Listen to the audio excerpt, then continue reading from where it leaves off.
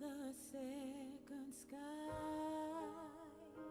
is a place above the clouds.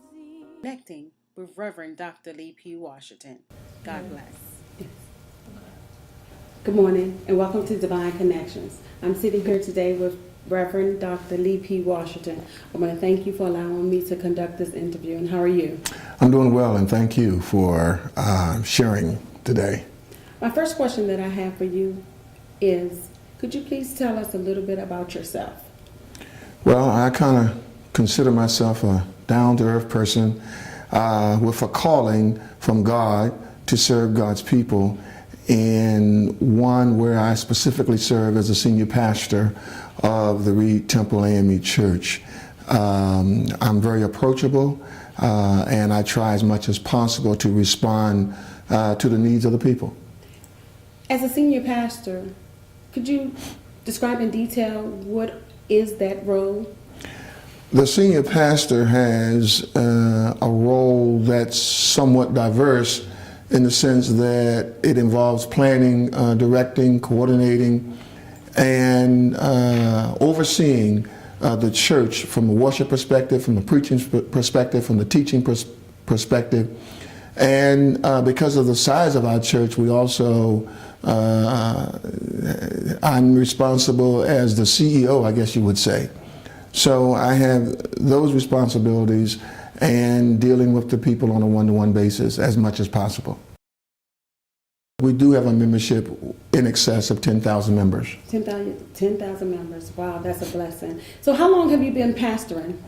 Actually, I've been pastoring for 31 years. I've been at Reid Temple for 28 years. September, the fourth Sunday in September, I just celebrated the 28-year anniversary of being pastor here. And what is the history of Reid Temple? Reid Temple began in Prince George's County and Bladensburg, Maryland, Peace Cross. It was a little small community of people who met at a United Methodist Church, and of course the migration of the whites in that area allowed the remaining blacks to purchase that church. It was called Dent Chapel originally. It was in a flood area, and so it was damaged severely by the floods, and it was condemned, at which time they relocated to 1335 Michigan Avenue in Northeast Washington, D.C. The church there began to grow. They had 7 pastors prior to my coming, and I came on board in 1982. The church began to expand with ministries. We outgrew that facility. In 1989, we relocated back to Prince George's County, and that was in Atlanta, Maryland. Okay. That was a 6705 Good Luck Road location, and we grew there from 90 to 2004 when we moved to this location in Gendale. The church grew and it expanded, the ministry expanded. We needed more space, of course. And then 4 years ago, we birthed the other location in Silver Spring, what we call Reid Temple North.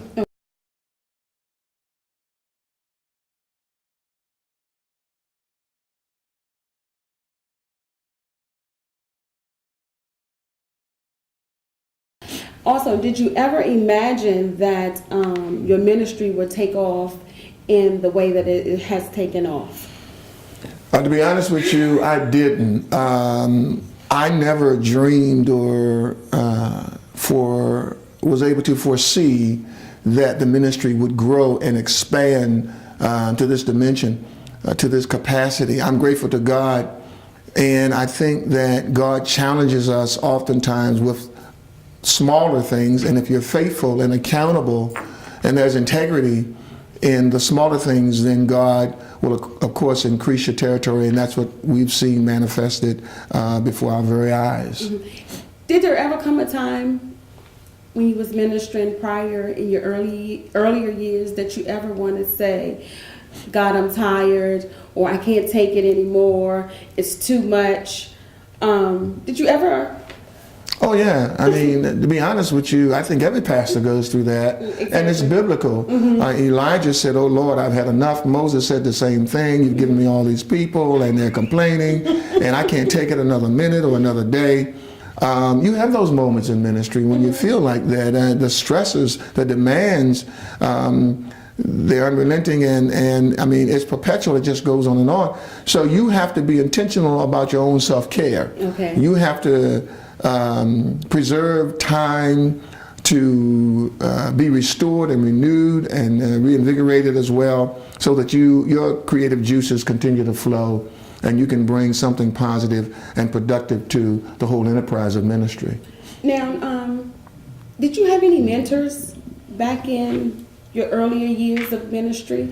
Yes. The church that I grew up in, a man by the name of Jesse Brown, who was a Howard grad, he instilled in my life the whole notion of community involvement, community activism, being on the front line for those persons who are marginalized, left out, and just don't have a voice. So that was pretty much modeled for me. And then there was Reverend Norman E. Blackston, who came from a biblical spiritual perspective. So I have the marriage of the community as well as the charismatic blend. Okay. Bishop John Bryant in Baltimore, okay. He was a great influence in my life as well. And I have to give credit also, of course, to my mother and my father, okay. who were both instrumental in terms of the wisdom and the development and pushing me to the next place in my life of accomplishment and attainment. So those persons were certainly mentors. So community activism, being on the front line for those persons who are marginalized, left out, and just don't have a voice. So that was pretty much modeled for me.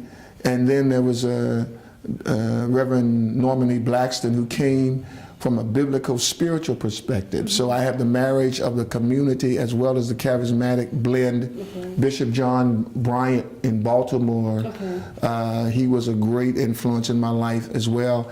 And I have to give credit also, of course, to my mother and my father, okay. who were both instrumental in terms of the wisdom and the development and pushing me to the next place in my life of accomplishment and attainment. So those persons were certainly mentors. So to say all that, that means that you were born and raised in the church. Well, not exactly. Okay. I was introduced to the church at a very early age, okay. but like most people, there was a period in my life that I said, I've had it with the church. Okay. So I left. And of course you go out and try other things, mm-hmm. and he ended up coming back. Had I not been given that foundation, I don't think I would have sort of returned, or maybe I would have. But because I had the foundation and understanding, and then I was grounded in that. So that's how my life kind of evolved. What a miracle. What is your drive in ministry right now? I would simply say it's watching other persons blossom, mm-hmm. or to empower other people and to watch them grow into mature Christian adults. Watching them deal with the odds that they have to face, struggle through them, and then be victorious over them.